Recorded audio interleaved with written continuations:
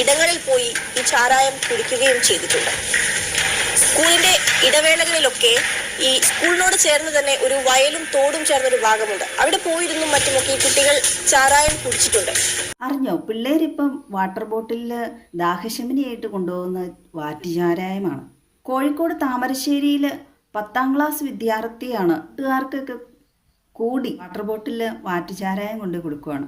അതും 500 ml ബോട്ടിലാണ് കൊണ്ട് കൊടുക്കുന്നത്. എന്നിട്ട് ഈ പിള്ളേർ ആ സ്കൂളിൻ്റെ അടുത്ത് ആളൊഴിഞ്ഞ സ്ഥലമുണ്ട്, തോടും കാടും പാടവും അതുകൊണ്ടൊക്കെ ആയിട്ടൊരു സ്ഥലമുണ്ട്.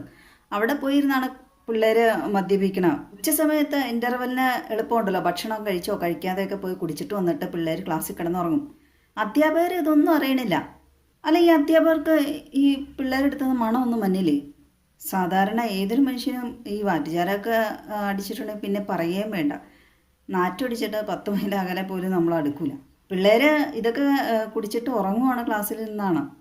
പറ്റിറങ്ങാനായിരിക്കും. ആ സ്കൂളിലെ ഏതൊരു വിദ്യാർത്ഥി പറഞ്ഞതനുസരിച്ചാണ് അധ്യാപകരും മറ്റുള്ള പോലീസുകാരും മറ്റുള്ള നാട്ടുകാരൊക്കെ അറിഞ്ഞത്. പോലീസുകാർ പിന്നെ ആ താമരശ്ശേരിയിലെ ഒരു മലയിൽ ആണ് ഇത് ഉൽപ്പാദിപ്പിക്കുന്നത്.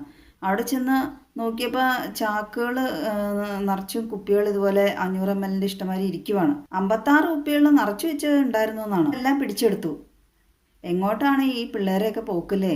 ലഹരി വസ്തുക്കളൊക്കെ വലിച്ചു കയറ്റിയിട്ട് ക്ലാസ്സിലിരിക്കുമ്പോൾ അതൊക്കെ തലയ്ക്ക് പിടിച്ച് മൂത്തിട്ട് മറ്റുള്ള കുട്ടികളെ ഉപദ്രവിക്കുമല്ലോ. അധ്യാപകരുടെ നേരെ ചാട്ടമായിരിക്കും. അവർ പറയണമെന്നോ അവർ വകവയ്ക്കൊന്നുമില്ല.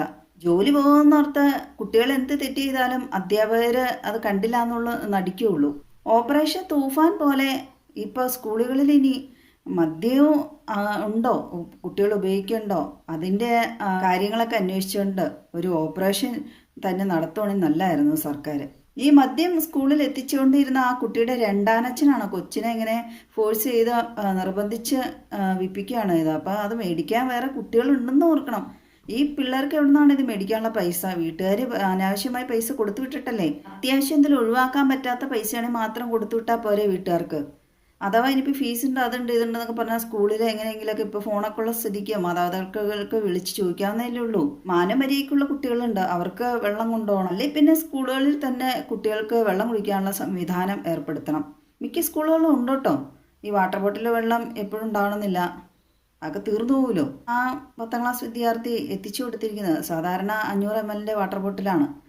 കുട്ടികളെ ഈ കടകളിൽ നിന്ന് മേടിക്കുന്ന പ്ലാസ്റ്റിക് കട്ടിയുള്ള സൈസ് വാട്ടർ ബോട്ടിലല്ല. വീട്ടിൽ നിന്ന് വെള്ളം വേണ്ട എന്നൊക്കെ പറഞ്ഞിട്ടോ വീട്ടുകാർ വല്ലതും അറിയണ്ടോ? ഇങ്ങനെ ഇവർക്ക് ആവശ്യമായ എനർജി ഡ്രിങ്ക് കിട്ടുന്നുണ്ട്, കളർ വെള്ളം കിട്ടുന്നുണ്ടെന്നുള്ളതൊക്കെ. ഈ മദ്യം എത്തിച്ചു കൊടുത്ത ആ വിദ്യാർത്ഥിയുടെ രണ്ടാനച്ഛൻ ഇപ്പോൾ ഒളിവിലാണ്. പിന്നെ അവിടുത്തെ നാട്ടുകാരുടെ അഭിമുഖമൊക്കെ വാർത്തകളിൽ കണ്ടൊക്കെ പറയുന്നത് എക്സൈസുകാർ എത്തുന്നതിന് മുമ്പേ അവരവിടെ നിന്ന് മുങ്ങുവാണ്, സാധനങ്ങളൊക്കെ മാറ്റുവാണ്. അപ്പോൾ അതിൻ്റെ അർത്ഥം എന്താണ്? വേലി തന്നെ വിളവ് തിന്നുന്നു എന്നല്ലേ? ഉദ്യോഗസ്ഥരുടെ ഇടയിൽ തന്നെ ഒറ്റുകാരുണ്ടോ? എന്തിനാണ് നക്കാപ്പിച്ച പൈസയ്ക്ക് വേണ്ടി തലമുറയെ ഇങ്ങനെ ഒറ്റി നശിപ്പിക്കുന്നു അല്ലേ? യുവതലമുറയെ വഴിതെറ്റിക്കുകയാണല്ലോ.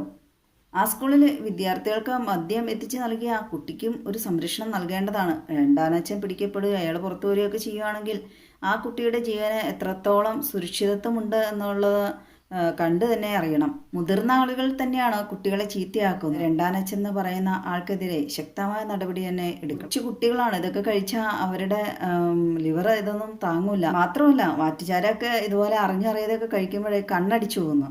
വാറ്റുചാരം എന്നല്ല, ഏത് മദ്യ ലഹരി ആണെങ്കിലും എപ്പോഴാണ് ആ മദ്യത്തിൽ കൂടി ഒരു പണി വരുന്നതെന്ന് പറയാൻ കഴിയില്ല. അതുകൊണ്ട് കൂട്ടുകാർ അതൊക്കെ തരുമ്പോൾ കുട്ടികൾ വാങ്ങി കഴിക്കാതിരിക്കുക. തമിഴ്നാട്ടിലെ അത്തരത്തിലൊരു സ്ത്രീ മകൻ്റെ കൂടെ പഠിക്കുന്ന വെച്ച് കൂടുതൽ മാർക്ക് മേടിച്ചു എന്ന് അറിഞ്ഞിട്ട് അവർക്ക് സഹിക്കണില്ല, അസൂയ. ആ കുട്ടിക്ക് ഈ സ്വന്തം മകനെ കൊണ്ട് ജ്യൂസ് കുടിപ്പിച്ചമായിരുന്നു ഇതിൽ. ആ കുട്ടി അത് കഴിച്ച് മരിച്ചുപോയി. കൂട്ടുകാർ എന്തായാലും ഇങ്ങനെ വാട്ടർ ബോട്ടിലുകളിൽ കൊണ്ടുതരുമ്പോൾ കുടിക്കാതിരിക്കുക.